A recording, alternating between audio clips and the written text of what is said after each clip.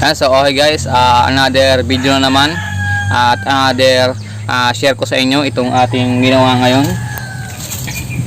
So ito, makita nyo, meron ko itong ginawa na patungan ng aking airgun. So ito, hindi na ako nag-video kung paano ko siya ginawa kasi nga meron na nagbibideo okay dun sa tapat ng bahay namin. So yan, sa mga di nakakaalam, pwede kasi guys makapiright yung video ko. So hindi siya kikita o hindi siya kakaroon siya ng earnings. So sayang naman, di ba, kung ganun yung mangyayari. Kaya hindi na ako nag-video. So sayang naman dahil hindi nyo nakita. So ayan, ang ganda guys. So ito yung patungan ng ating airgun. Tapos pininturahan ko na siya ng kulay itim. Guys, ang ganda oh. Ganda ng patungan niya. Ito, meron pa ako sa inyong share. So ito, ngayon ko lang din ginawa.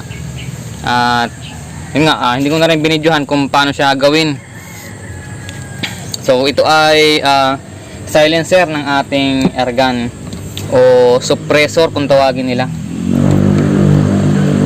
Ayaw pang lumabas. Labas muna natin.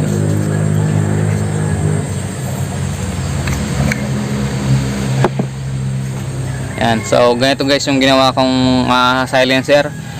Ginaya ko lang guys yung mga na-upload ko sa YouTube o dito sa YouTube. So sana ay okay naman yung ating ginawa at sana humina na yung tunog ng ating airgun kasi nga malakas yung putok ng ating airgun dahil wala yung silencer. Ano, wala yung silencer kaya gumawa ako ng DIY. So ito ay tinatawag nilang PPR o PVC pipe. Yan, 1/2. Tapos ito mga flat na PVC, ayan ginawa ko. Yan. Tapos may mga butas siya, hindi ko lang alam kung anong sukat ng barena ang pinambutas ko dito. So ayan, so ito guys, ginawa ko to, mabilisan lang talaga kasi nga bukas meron naman tayong trabaho. Yan, ngayon ay araw guys ng linggo, so wala tayong kabod. Then nakapaghanap din pa tayo ng mga ibon tulad ng papan saka tikling dito sa amin. Tama tayo ng papan saka ng tikling, dalawang tikling saka isang papan. Then may nagdayo sa atin na kapwa nating hunter. Kung tayo hunter tayo sa isda, siya naman yung tropa natin. Shoutout sa iyo, Jerwin Lascano. Yun din yung nagugupit sa akin. Yan, shoutout sa iyo.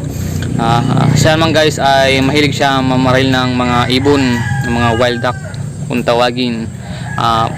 Papan dito sa amin kung tawagin pala, wild duck sa English.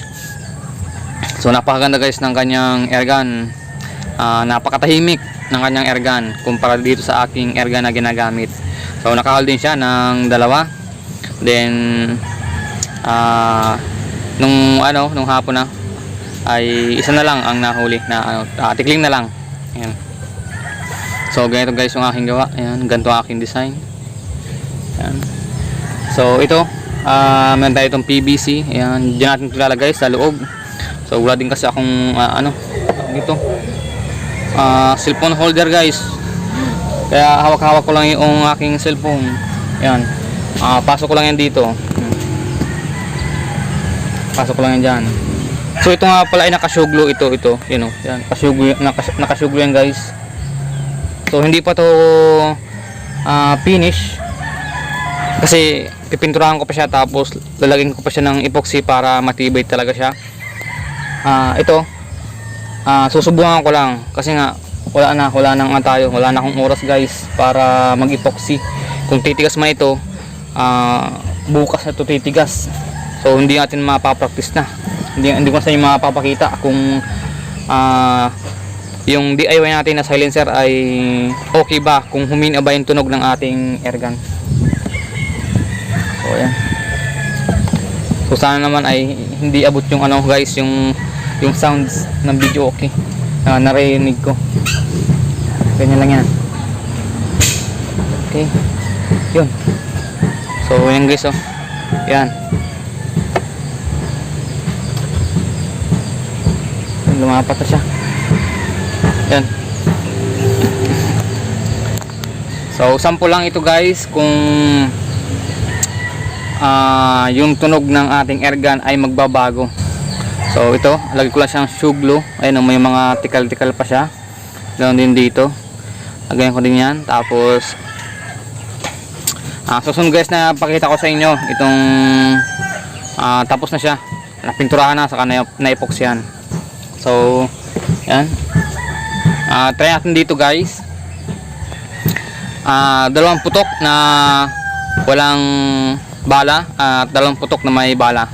So sana may pagkakaiba guys kapag ito ang shell pack natin. So lagay ko muna guys ng ng shoe glue.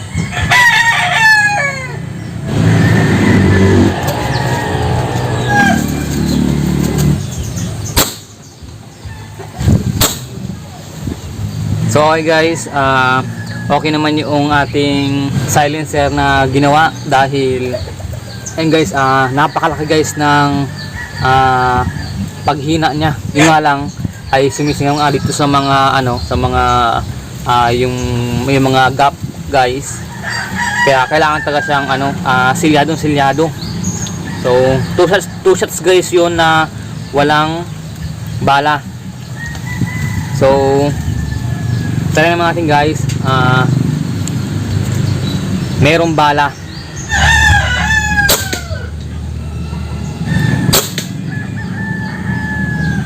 So yung guys, naka-4 na putok tayo.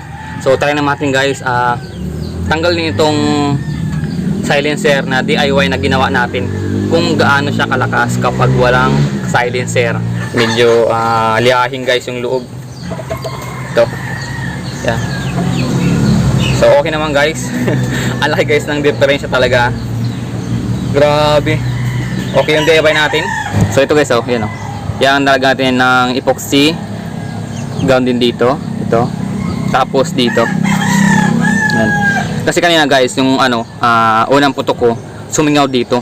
Pero grabe guys, talaga dahil hindi ako makapaniwala na napakahina. So hindi ko na guys kailangang bumili ng silencer. So ito pa lang ay okay na. Siguro kapag yung silyado ito, mas lalong napakatahimik guys ng airgun natin. So makarga lang ako dahil naka 4 shots na tayo. Karga lang tayo ng oxygen. Pero guys, ginamitan ko siya ng PCP. Ang laman niya ay 1.8 PCP hand pump. Yan, 1.8 lang guys yung laman. Dati 2,000 kasi nga pinapangisda ako. Pero pang ibon 1.8 lang. So dito kakagat ko dito, yan. Kasa natin. So ito guys, dalawang putok din para marinig nyo at sana marinig nyo yung pinagkaiba ng may silencer sa walang silencer. So tara guys, putok natin.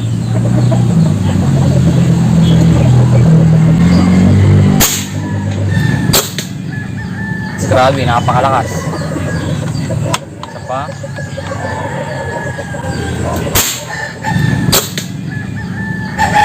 Diba guys?